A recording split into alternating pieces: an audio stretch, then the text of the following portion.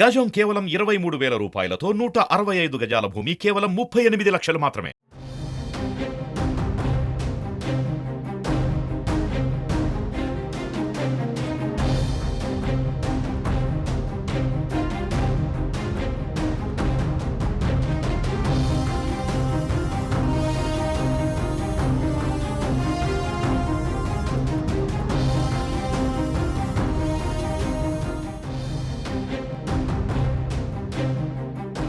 అధికార వైసీపీకి మరో షాక్ తగిలింది. కర్నూలు ఎంపీ సంజీవ్ కుమార్ రాజీనామా చేయబోతున్నట్లు తెలుస్తోంది.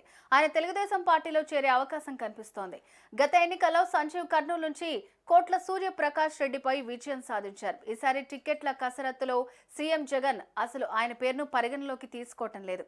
దీంతో అసంతృప్తి చెందిన సంజీవ్ కుమార్ రాజీనామా దిశగా నిర్ణయం తీసుకున్నట్లు చెప్తున్నారు.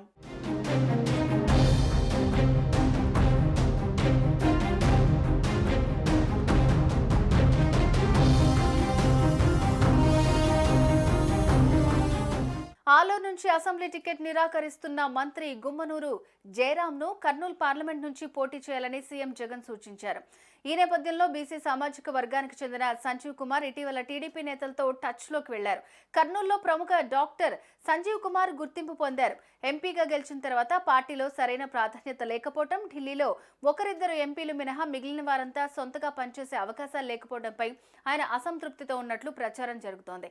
ఈసారి ఎంపీగా కాకుండా ఎమ్మిగనూరు నుంచి ఎమ్మెల్యే బరిలో దించేందుకు అవకాశం ఇస్తారని సంజీవ్ కుమార్ అనుకున్నారు. కానీ అక్కడ సిట్టింగ్ ఎమ్మెల్యే సూచన మేరకు మాచాని వెంకటేష్ అనే నేతకు టికెట్ కేటాయించారు. తన సామాజిక వర్గానికి చెందిన వారు ఎమ్మిగనూరులో మెజార్టీ ఓటర్లుగా ఉన్నారని ఛాన్స్ ఇవ్వాలని కోరిన వైసీపీ అధిష్టానం పరిగణలోకి తీసుకోలేదని అంటున్నారు.